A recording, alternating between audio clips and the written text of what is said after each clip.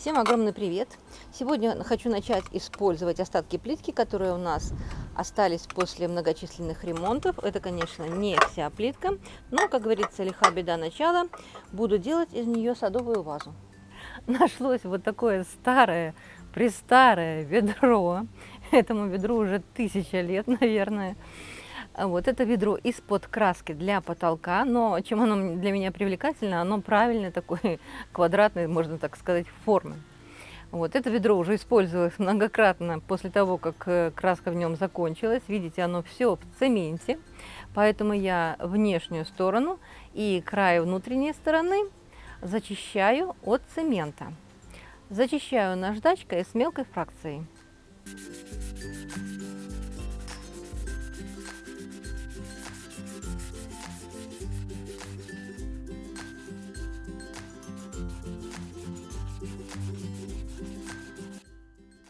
Делаю пару-тройку дренажных отверстий.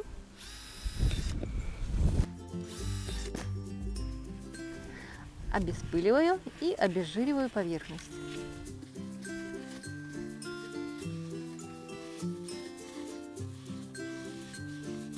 Измеряю площадь покрытия плитки, и по моим размерам плитки, у меня 0,3 на 0,3, мне получается нужно разбить где-то 3 плитки. Целую плитку я изначально решила разбивать на твердой неровной поверхности. Для этого я решила проложить между бетоном и плиткой такую прослойку из гравия, мелких камней и шлака. Но, хочу сказать, шлак был лишним, он потом рассыпется на мусор. Я так думаю, что вот этот мой метод, мое ноу-хау позволит мне избежать сколов на глазури плитки. Если будете разбивать плитку, как я, обязательно защищайте глаза.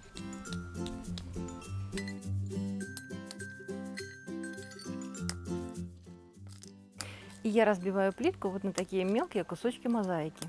На более мелкие кусочки я бью плитку уже на ровной поверхности. Верх кашпо я хочу украсить мозаикой из вот такой декоративной плитки фрески. Когда я обдумывала эту идею, меня беспокоил один момент. Не будет ли эта самодельная мозаика травмоопасная? Но вот расколов плитки, я попробовала, нет, края не режутся. Эта плитка у меня для пола, и она не имеет такой стекловидной поверхности, как, допустим, старые плитки для стен. Приклеиваю плитку небольшими фрагментами, чтобы клей не успел высохнуть, пока я не закончу работу. Плитку располагаю в хаотичном порядке, но стараюсь располагать так, чтобы основную площадь занимал желтый цвет. Использую клей «Жидкие гвозди», он подходит как для внутренних, так и для внешних работ. Период схватывания у этого клея 10 минут, но самое критичное первые 3 минуты. За эти минуты незафиксированные тяжелые предметы могут поплыть, поэтому я перевернула бедро вниз, чтобы было удобнее работать.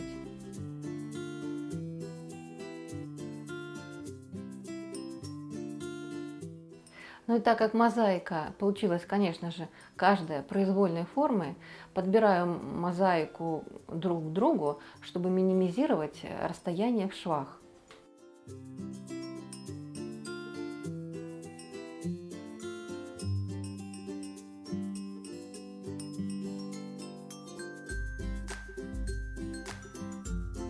И украшаю верх кашпо. Ведро пока еще не переворачиваю. Плитку для верха я разбила на достаточно крупные куски, чтобы она сразу покрывала как можно большую площадь и с ней было удобнее работать.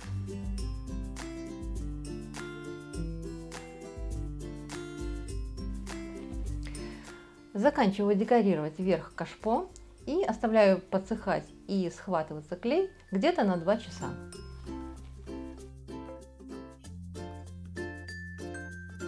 Переворачиваю ведро, и теперь мне нужно задекорировать внутреннюю кромку кашпо.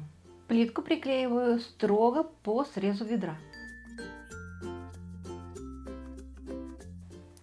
Внутренний край достаточно обклеить мозаикой в один ряд, потому что дальше будет уже идти земля и ничего видно не будет. Использую короткую продолговатую плитку.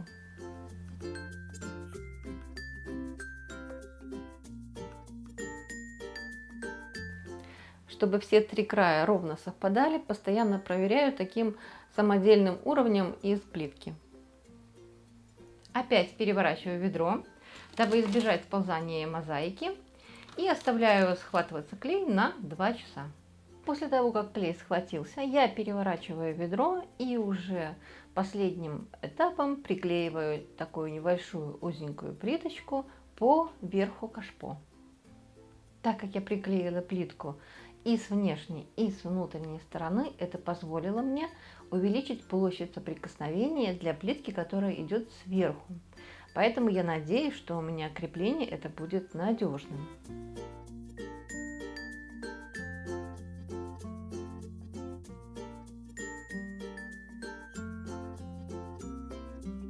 Оставляю кашпо на сутки, чтобы клей затвердел. Затираю швы белой фугой. Мне кажется, белый цвет подходит сюда лучше всего. Так как у меня швы довольно-таки объемные, я замешиваю сразу большую партию фуги. Фуга у меня влагостойкая, морозостойкая, и она держит расстояние между плитками до 2 сантиметров. Надеюсь, что заявленные характеристики окажутся правдой и производитель меня не подведет. Работаю небольшим резиновым шпателем, размер его 6 сантиметров. Им удобно работать, и сразу же стараюсь снимать максимальное количество излишней фуги.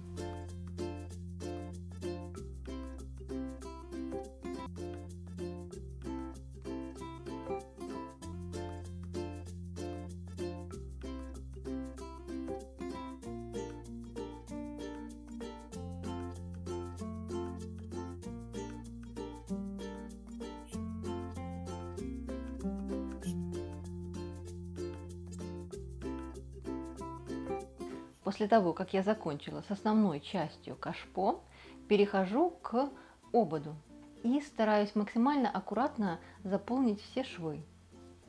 Те небольшие участки, где немного проглядывает ведро, я тоже стараюсь закрыть фугой.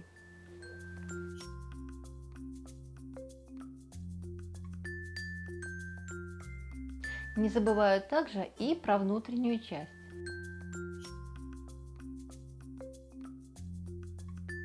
После того, как фуга начала схватываться, я влажной губкой снимаю оставшиеся излишки. И заодно при этом выравниваются швы. Они получаются аккуратными и гладкими. Работаю очень легкими движениями, чтобы только снять излишки фуги и не продавить и не размыть швы.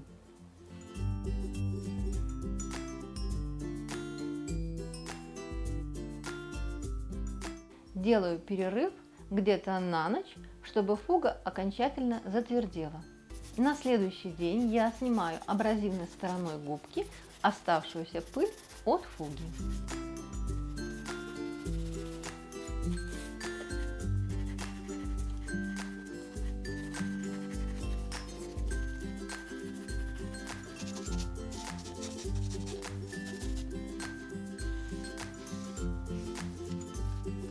Чтобы как можно дольше сохранить белизну швов, я покрываю фугу специальным раствором для предотвращения загрязнений.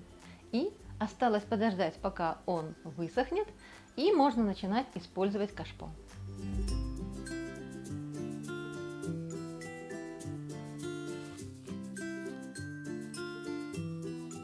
Заполняю кашпо землей и высаживаю сюда декоративный папоротник. Ради этого растения я и задумала сделать отдельное для него место, так как папоротник очень агрессивное растение и быстро распространяется корнями по земле, и избавиться от него практически невозможно. А так кашпо, его корни будут ограничены, и он никуда не убежит.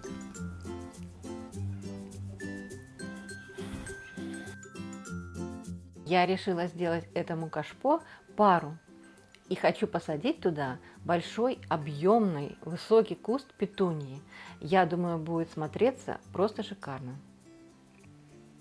Друзья, спасибо за просмотр. Я буду рада, если мое видео окажется кому-то полезным. Подписывайтесь на канал и не забывайте оценивать видео. Всем творческих успехов и до новых идей!